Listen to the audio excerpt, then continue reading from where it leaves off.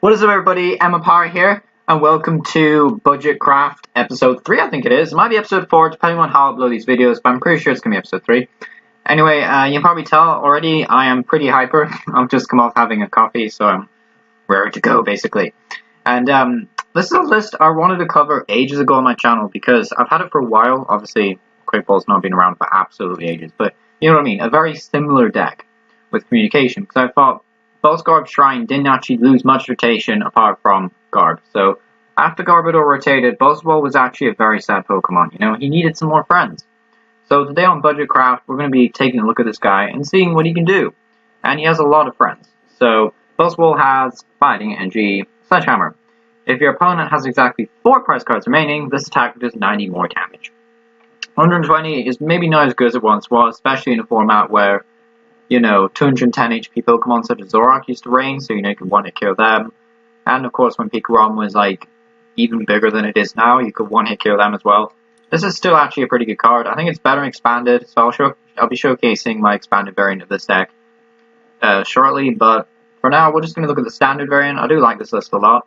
We have one copy of Diancie, just so that 120 be 140, which is really nice because it means the 2 shots are in range. Also, Sledgehammer doing 50. Is pretty nice with Diancie. Other attackers include Spiritomb. Spiritomb is one of my favorite cards in the standard format with Building Spite, which is a slightly controversial ability. It says once your turn, you may put a 1 damage counter on this Pokemon. So how you do is you build up Spite on the bench, as you do, and then you attack with Anguish Y. It does 10 damage, and then 30 more for each damage counter on Spiritomb. So as long as he's alive, then, you know, you can actually hit for pretty big numbers. And back when custom captures were literally the only way to gust, Spiritomb was actually a very solid budget deck in its own right. And now that it's got Big Charm, it is pretty good. It means that I've literally just forgotten the exact maths, but if you have roughly like 8 damage counters, you know, you're doing 8 lots of 30 plus 10. I can't do maths in my head, I'm sorry. But it is a lot of damage, okay? Like, this is a lot of damage. Obviously, that's kind of why we played Big Charm. I'll talk about the tool cards more in a second, but I'll just go into the main attackers. We have Umbreon here. Now, you can play the other Eevee, the one that says search your deck for a supporter card. I prefer this one, funny enough, because 20 damage actually just pokes things into KO range.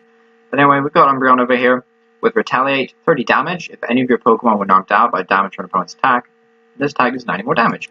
So it's sort of the whole theory that we're trying to do as much damage every turn, either with Spiritomb, Umbreon, or when we need to, our Buzzwole. Now, with Buzzwole not having access to strong energy and choice band, I do wonder if maybe 3 copies is just too much and it needs to be shimmied down to just 2. Also, I've seen a lot of best variants of this deck like Zapdos. In my opinion, Zapdos Umbreon Spiritomb is a much stronger deck, but I don't have any Zapdos currently. So you'll have to sort of like work out your own kind of deck profile. We're still going into the pretty cheap seats though. I mean, we're not playing anything over the top expensive. I'd say Shrine of Punishment is probably the most expensive card. It's always been a staple in this deck though, just because of the extra damage. And it's what made Buzzwole Garb actually win a regionals back in its heyday. So we have here a 1 copy of Ditto Prism that just lets you evolve into either your choice of an Umbreon or a Magcargo. So that's nice because we only have 1 copy of Slugma. Even if we did play 2 copies of Slugma, I'd probably just play the Ditto just to be safe. But we only have the 1 Slugma, so having a Ditto really helps with Magcargo. Also, we have 1 copy of Neoligo. I really like this guy. You can only use this attack if your opponent has exactly 2 prize cards remaining. I can't tell you the amount of times I've messed this up because I think it means me and not the opponent. I do that a lot with these Ultra Beasts. But basically, if your opponent has exactly 2 prize cards remaining, choose one of your opponent's Pokemon's attacks and use it as this attack. I really like this card. I think it's really fun. Void Tentacles is a nice little stolen card if you have to start with them as well. Confusion and Poison is kind of evil. It's annoying to deal with. It's basically Koga's Trap in a form of attack. So, you know, you've got Void Tentacles early game, Nightcap late game. It's pretty good. So you can copy like a big move, 1-hit kill with Zacian or something, pinch an ADP's attack. You know, you can do anything you want with it, really. Moving on a little bit, we have 4 Acrobatic because we need to draw into those cards. It also has brilliant synergy with Magcargo with Smooth Over.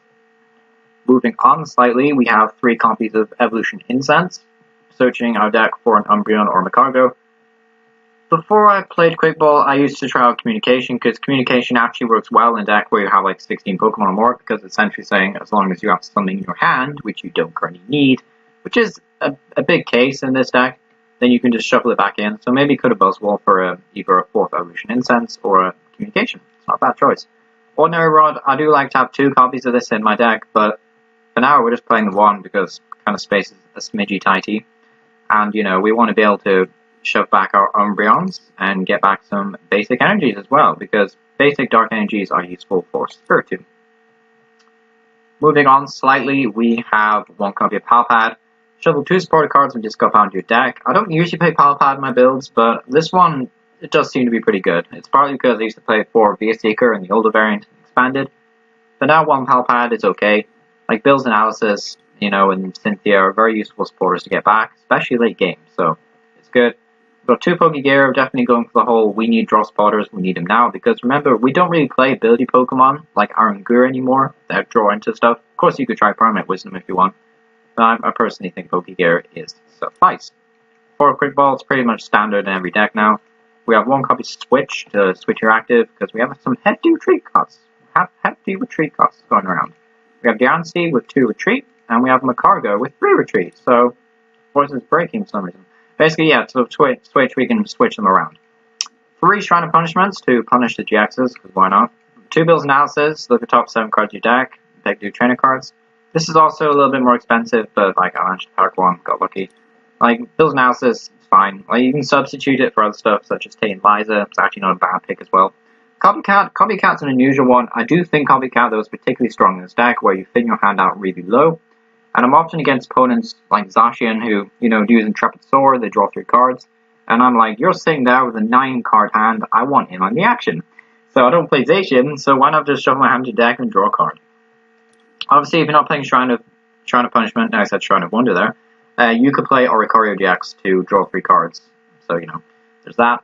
We have 4 copies of Cynthia here. Shove your hand to your deck, then draw 6 cards. It's nice. We have a copy of Marnie. Each player shoves their hand and puts them on the deck, and then you draw 5, your opponent draws 4. It's basically a nasty sort of shuffle draw thing. It's pretty much disruption, I think. I don't think... Well, Marnie will be a 4-of, especially when the rotation hits. But I think for now, Marnie can be a 1-of in this deck. That's also, you know, a pivotal excuse to the fact that I only currently have 1. I mean, it is a rare, guys. Come on. It is a rare. I am opening a lot of Soul and Shield packs, but I've only got the 1 Marnie so far. It's a bit sad. Anyway, we've got 3 Big Charm here, as I said before, just to give us a bit more HP. We have 1 copy of Beast Energy, because that Buzzwole we want the Buzzwole to do more damage. We have 4 copies of Rainbow Energy to not only be able to attack with loads of different type attackers, but also put damage counters on Spiritomb and sort of cheat the building spite rule, you know, by building it up more each turn. 4 copies of Unit Energy. Now, you could shimmy this down a bit, but this deck is very tri-focused, like the whole fighting and dark unition, so it makes sense to put them in. 3 copies of basic dark energy, obviously for those Umbreon and Spiritomb, and then we have 2 copies of basic fighting energy. I usually only play 1 copy of fighting energy, but if it's prized, it's kind of awkward to have to use either a unit, a rainbow, or hunt down a beast. So it's just helpful to use 2 copies of fighting energy. I would also